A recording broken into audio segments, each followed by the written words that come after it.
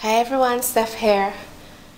Sorry for being MIA for like a month, but I was having a crazy emotional filled August, and to top it off, to be the cherry on top, at the end of August, which was like the day before the first day of school, I got a horrible flu. So my voice is not 100%, but it's as good enough to do this tutorial. So I promise in my last video that I did a mini album with gift boxes, and I got a couple comments saying something about, they don't know how to make the box, or they won't be able to make the box, and I got a few private messages asking me how to make the box, the dimension and everything. So I replied and giving the dimension, but I decided, I'm just going to do a quick tutorial. So I'm going to teach you how to make a rectangular box, and give you tips that you could use for any size project that you want to make a box for. Okay, so let's hope this goes well. I'm trying to get as much video as I can get done today.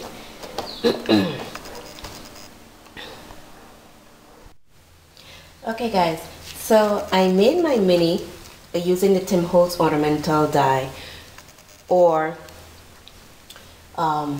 which is also like the top note shape, which measures roughly 5 inches by 3¼ inches. Now I know I wanted a box to accommodate that size plus a little extra for bulk or chunky minis or projects or whatever gift you're gonna put in the gift box. So now the Martha Stewart scoreboard gives great dimension for square boxes,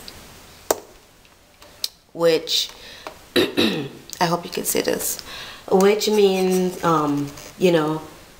all sides are equal. Now you could use this for this project, just that you'll have a lot of extra space inside your box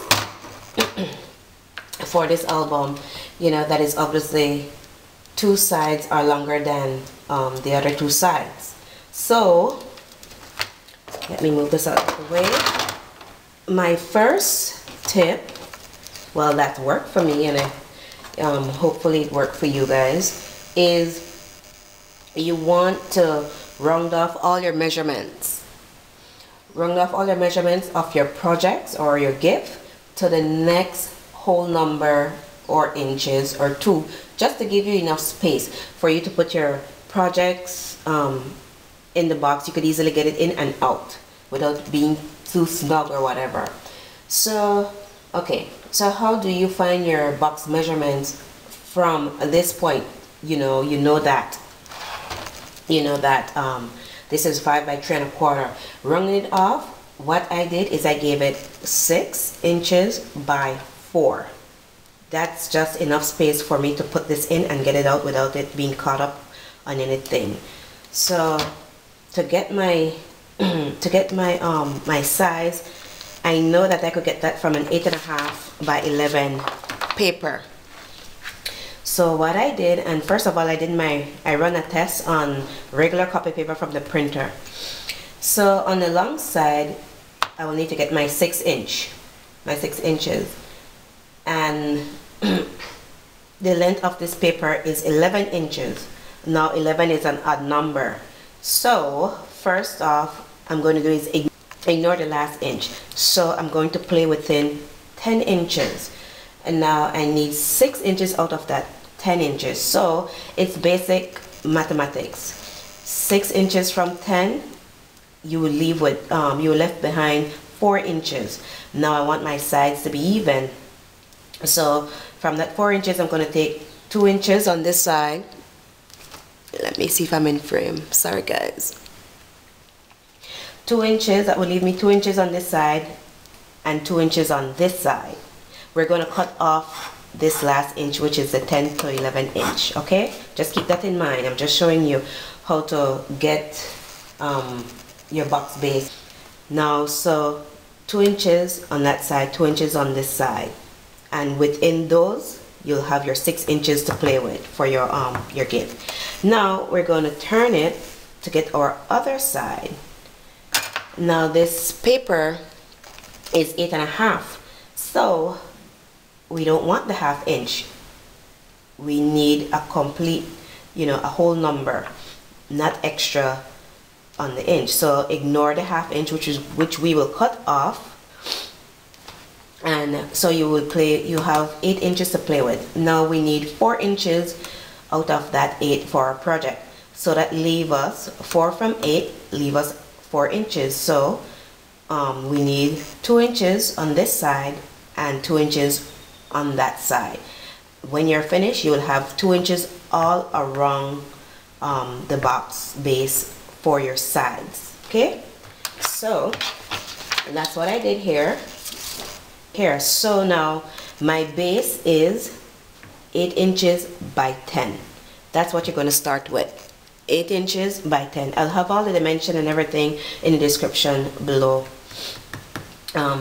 So you know, you don't have to be writing down anything. Right now, that's for your box base. Now, second tip is for your lid. You're going to start off. Keep in mind with whatever box lid you're going to make. It doesn't matter the shape of the lid you're creating, meaning a box, a rectangle, or heart shape, or whatever, octagon, whatever. If you're going to make a lid, you need to add 1/8 of an inch to your measurements. That is so that your box lid could slide over your base easily like this.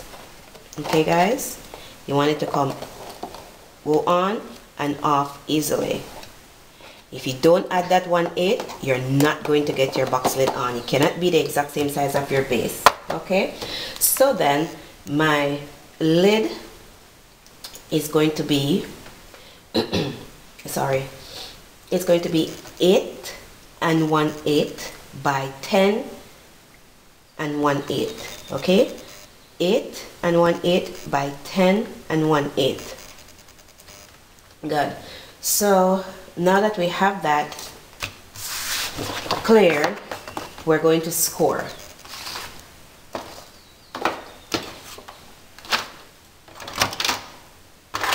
We will score our base first, and on the long side, let me see if I'm in frame. And by the way, for those who are not sure where the 1/8 is, let me show you the 10 1/8. Hope I'm in frame. You have your 10 stroke. It's not the shortest stroke after the 10 stroke. That's for the 16th. The one after that, that's a little taller. That's your 8. And to show you, it's 1 2 3 4 5 6 7 8. That makes up a whole inch. Okay, so it's 10 1/8, and for the 8 1/8, it's 8 1/8. Okay, I hope that was visible. Good. So for scoring your base, you will score at 2 inch and 8 inch. That gives you your 2 inch on that side and 2 inch on this side. You will turn it on your short side and you will score 2 inch and at the 6 inch mark. And again, that gives you your 2 inch here and your 2 inch there. Put that aside. For your lid, on your long side, you're going to score at 2 inch and 8 1/8 of an inch, and not 8 inch, because then you'll be creating something almost like your base. So you're going to score at 8 1/8 of an inch. And on the scoreboard, on the Martha Stewart scoreboard, it's the aqua looking color notch right after the 8. Okay, that's your 1/8. You're gonna turn it, and on your short side you're gonna score it at 2, 6 and 1/8, not 6, 6 and 1/8. That will give you the space that you need for your box lid to slide over your base. Okay, good. Now we are going to fold in your score lines.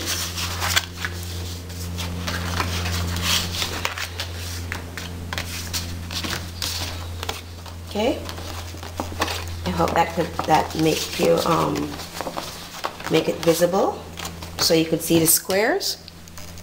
So you're going to cut these 2 score lines up to where the 2 lines intersect. Okay, so right there, turn it around and do the same. Okay, now if you want to, okay, see, I've already cut my lines.